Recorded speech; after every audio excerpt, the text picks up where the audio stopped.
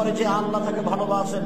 সম্মানিত দিনী ভাই বোন, অত্র আলোচনায় একটা কথা আছে। আল্লাহ তাআলা বলছেন আমাদের নবীকে, আপনি মাফ করুন। এই কথাটার সাথে একটা গুরুত্বপূর্ণ কথা বলার পরে আমি আগাচ্ছি। আল্লাহ তাআলা বলেন, উইদ্দাত লিল মুত্তাকিন, জান্নাত প্রস্তুত করা হয়েছে পরহেজগার মানুষের জন্য। পরহেজগারকে তিনটে গুণের ভিত্তি আছে যার, সেই পরহেজগার। তিনটে গুণ আছে যার, সেই পরহেজগার, জান্নাত তার জন্যই প্রস্তুত। এক, আল্লাযীনা ইউনফিকুনা ফিস সাররাই ওয়াদ দাররাই ওয়াল কাযিমিনাল গায়জ ওয়াল আফিনা আনিন নাস। সচ্ছল অসচ্ছল অবস্থায় দান করে যে, টাকা বেশি আছে বেশি দান করে, টাকা কম আছে কম দান করে, টাকা দান করে যে, অর্থ সম্পদ দান করে যে, আমি আল্লাহ তার জন্য জান্নাত প্রস্তুত করেছি। দুই, কাযিমিনাল গায়জ, রাগকে থামাতে পারে যে, রাগকে থামাতে পারে। ওই যে প্রতিবেশী গালি দিয়েছে, তখন আপনি বলছেন আমার কি কম আছে, তুই কে রে? প্রতিবেশীর ছাগলে গাছ খেয়ে নিয়েছে, প্রতিবেশী আবার আপনার স্ত্রীকে কিছু কটু কথা বলেছে, তখন আপনাকে দেখে কে?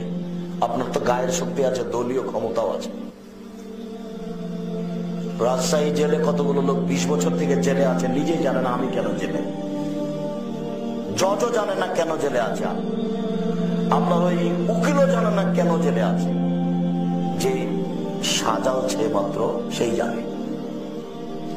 20 বছর থেকে জেলে আছে, নিজেই জানে না আমি কেন জেলে। রাসূল সাল্লাল্লাহু আলাইহি ওয়াসাল্লাম এইভাবে বলেছেন, এমন একটা সময় তোমাদের চলে আসছে, লা ইয়াদরিল কাতিল ফিমা কাতালা ওয়াল মাকতুল ফিমা কুতিলা। হত্যাকারী বুঝবে না কেন আমি মারছি, নিহত ব্যক্তি বুঝবে না কেন আমি মরলাম। মাফ করতে শিখুন, রাগ দেখাবেন না। মাফ করতে শিখুন, রাগকে দমন করতে শিখুন। রাসূল সাল্লাল্লাহু আলাইহি ওয়াসাল্লাম বলেছেন, লাইসা শাদীদু বিসুরা, আছাড় দিয়ে ফেলে দিতে পারলে মানুষ শক্তিশালী হয় না। শক্তিশালী কে? আল্লাযী ইয়ামলিকু নাফসাহু মিনাল গাযাবে, রাগের সময় যে নিজেকে ধরে রাখতে পারে সেই হলো শক্তিশালী। রাগকে থামাতে পারে যে, আমি আল্লাহ তার জন্য জান্নাত প্রস্তুত করেছি। তিন, আফিনা আনিন নাস, মানুষকে মাফ করতে পারে যে।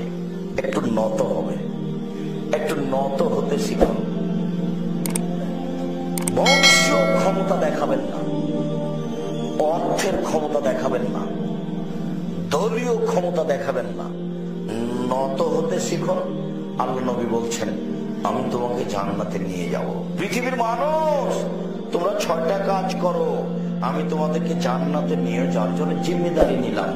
ইজওয়ানুল সিত্তান মিন আনফুসিকুম আজমালাকুম জান্নাহ, 6টা জিনিস করো, আমি তোমাদেরকে জান্নাতে নিয়ে যাওয়ার জন্য জিম্মেদারি নিলাম। এক, অসদুকা হাদাসতুম, কথা বলো, সত্য কথা বলো। দুই, অফে যাওয়া তুম, অদা করলে পূর্ণ করো। তিন, অদ্বৈ যাও তুমেন্তুম, আমানত রাখা হলে, মসজিদ মাদ্রাসার টাকা রাখা হলে সময়টা দিয়ে দাও। চার, অনফাজু ফরুজাকুম, জেনায় লিপ্ত হয় না।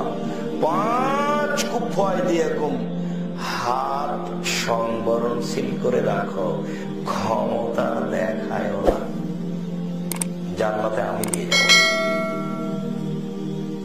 নত হয়ে থাকো। 6, গুসু আফসা রাখুন, বেগানা নারীকে দেখে চক্ষু নিচু করো, অপর নারীকে দেখে চক্ষু নিচু করো। জান্নাতে কিভাবে নিয়ে যেতে হবে সেটা আমার ব্যাপার। বেগানা নারীকে দেখে চক্ষু নিচু করো, অপর নারীকে দেখে চক্ষু নিচু করো। রাসূল সাল্লাল্লাহু আলাইহি সাল্লাম বলেন, 3 শ্রেণীর মানুষ জান্নাতে যাবে। এক, আল্লাহর ভয়ে কাঁদে যে। 2, আল্লাহ রাস্তায় পাহারা দেয় যে। 3, অপর নারীকে দেখে চক্ষু নিচু করে যে। জাবের রাদিয়াল্লাহু তাআলা আনহু বলেন যে, আমি আল্লাহ রাসূলকে একবার জিজ্ঞাসা করলাম, আন-নাজরিল ফাজাতে, হঠাৎ যদি কোনো মহিলার উপরে চোখ পড়ে যায় তাহলে কি করব? আল্লাহর নবী, হঠাৎ যদি কোনো মহিলার উপরে চোখ পড়ে যায় তাহলে কি করবো? আমার আলী আল্লাহ রাসূল তখন আমাকে আদেশ করলেন আশ্রের বাসারি, যে আমি আমার চোখ মুখটা ফিরিয়ে নেব। টিভিতে যদি ওই মেয়েটার বক্তব্য শোনেন, খবর শোনেন, রং মাখানো পতিতালয়ের মহিলা খুব সাজগোজ করে আপনার সামনে খবর পড়ছে, আপনি যদি ওই খবর শোনেন টিভি চালু করে, তাহলে এইভাবে বুঝতেন। আপনি ওর মুখের উপরে চোখ রেখে তার খবর শুনছেন, তখন আপনি ইমানদার, এটা হয় কি করে? এত বড় কাজের সাথে ইমান থাকে? এটা হলো নত হন, মানুষকে মাফ করতে শিখুন। জান্নাত আল্লাহ তাআলা আপনার জন্য প্রস্তুত করে রেখেছেন। মনে থাকবে কি? এক, আল্লাহর পথে দান করবে, জান্নাত রেডি। দুই, রাগ সামলাতে পারলে, রাগ থামাতে পারলে। তিন, মানুষকে মাফ করতে পারলে। আর আপনাদেরকে আরেকটা কথা বলছি, আপনার ছাত্র হোক, গ্রামের লোক হোক, কেউ হোক, খালি যদি একটু বলে যে ভুল হয়েছে আমাকে মাফ করেন, তাহলে আপনি আর কিছু বলবেন না। তো দাঁত ভেঙে দেবো, কিসের ভুল, এ কথা বলবেন না। কথা বুঝতে পারেননি মনে হয়। ও মাপ চেয়েছে, ওকে একটু থাকতে সুযোগ দেন না।